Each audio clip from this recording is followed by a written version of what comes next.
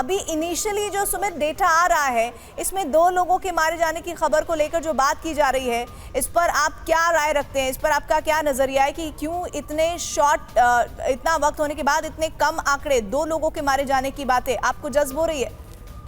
देखिए, अभी जो ये आंकड़ा आया है 2 लोगों का, ये हेल्थ मिनिस्ट्री की तरफ से दिया गया है। और हमेशा जब भी इस तरीके के अटैक होते हैं तब बहुत ज्यादा कैजुअलिटीज हॉस्पिटल्स में या फिर दूसरी जगहों पर पहुंचती हैं, और जब तक चीजें वेरीफाई नहीं हो जाती तब तक ये कहा जाता है कि आंकड़े धीरे धीरे आते हैं। और अभी जिस तरीके के अटैक में आप देखें कि लगातार हम अपने दर्शकों को तस्वीरें भी दिखा रहे हैं जिसमें दिखा रहे हैं कि ऑपरेशन अब भी चल रहा है, रेस्क्यू का या फिर वहां से मलबा हटाने का ऑपरेशन चल रहा है। और मैं इस इलाके में खुद गया हुआ हूं, मैं आपको बहुत अच्छे तरीके से, ये बहुत कॉन्फिडेंसली आपको मैं बता सकता हूं कॉन्फिडेंटली, कि इस इलाके के अंदर अगर कैजुअलिटीज हुई हैं, अगर 6 इमारतें पूरी तरीके से जमींदोज हुई हैं, अगर ये इमारतें लगातार इस तरीके से हालात में है कि आसपास के इलाके जमींदोज हो चुके हैं, तो निश्चित तौर पर कैजुअलिटीज या फिर 2 लोग नहीं होंगे, ज्यादा लोग होंगे। और उनकी कैजुअलिटीज अभी धीरे धीरे आएंगे। हो सकता है कि कई लोग जख्मी हो, बहुत ज्यादा गंभीर जख्मी हो और उनकी हालत अच्छी ना हो, लेकिन आशा ये कर सकते हैं कि निश्चित तौर पर लोग बचे हों इस अटैक में भी। क्योंकि देखिए, एक डिटेल आई है, ह्यूमन कैजुअलिटीज डिटेल आई है कि 2 लोग मारे गए हैं, 76 लोग घायल हुए हैं। जो बंकर अटैक किया गया है, उस बंकर अटैक में 2 लोगों के मारे जाने की खबर है, 76 घायल हुए हैं। ये अभी तक डेटा हमारे सामने आया है। और जानकारी देखिए, ये हम लेटेस्ट विजुअल्स आपको दिखा रहे हैं बैरूत में हुए इस बंकर बम हमले के बाद इजरायली सेना की तरफ से जो हमला किया गया उसमें हिज्ब कमांडर मारे गए हैं और नसरल्लाह के भाई के भी मारे जाने की खबर है। नसरल्लाह के कई खास कमांडर मारे गए हैं, लेकिन अभी तक लेबनान के स्वास्थ्य मंत्रालय की तरफ से जो बात कही गई है उसमें 2 लोगों के मारे जाने की खबर है। और खुफिया जानकारी एक और मिल रही है, उस आधार पर आईडीएफ ये बता रहा है कि उसने ये हमला बहुत ही सोची समझी रणनीति के तहत किया।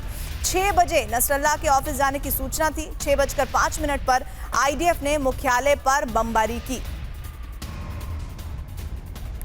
और हमले में नसरल्लाह का दफ्तर ध्वस्त हुआ है। ये जो 14 मंजिली इमारत का बार बार जिक्र हो रहा है, उसी में मुख्यालय था हिजबुल्लाह का।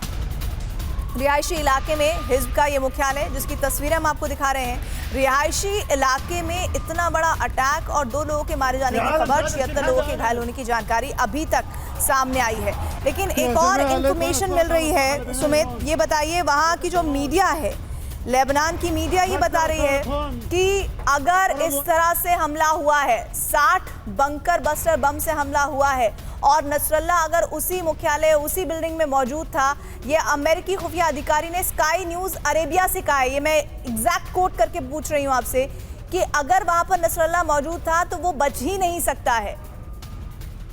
देखिए, बिल्कुल अगर ऐसा है, क्योंकि जिस तरीके के अटैक आपको दिख रहे हैं, जिस तरीके से प्रिसाइज या फिर आप कह सकते हैं प्रीसिस बॉम्ब का इस्तेमाल किया गया है, जिस तरीके के मिसाइल का इस्तेमाल इजराइल ने किया है, उससे निश्चित तौर पर पॉसिबिलिटी ना के बराबर है। लेकिन एक और पॉसिबिलिटी है जिसके बारे में मैं आपको बताऊं कि हिजबुल्लाह ने अपने बंकर्स बहुत नीचे, बहुत डीप बनाए हैं। तो ऐसे में अगर ऐसी बड़ी मिसाइल अटैक कर भी देते हैं तो पॉसिबिलिटी हमेशा बची रहती है। हालांकि जिस तरीके की तस्वीरें दिख रही हैं उसमें निश्चित तौर पर पॉसिबिलिटीज ना के बराबर ही है।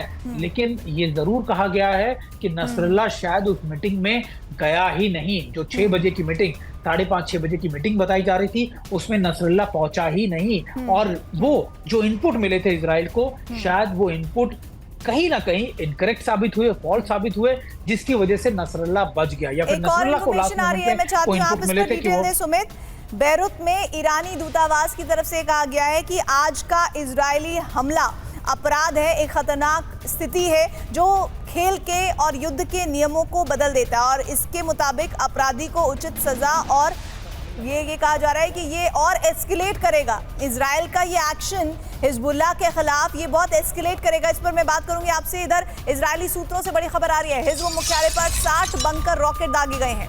जो भी अंदर था सभी लोग मारे गए, इजराइल की तरफ से ये दावा किया जा रहा है। और जैसा हम लगातार बातचीत भी कर रहे हैं, हमारे सहयोगी इस वक्त सुमित चौधरी डिटेल दे रहे हैं, वो बता रहे हैं कि वाकई में जिस तरह का हमला है उसमें ना के ही हिसाब से गुंजाइश बचती है।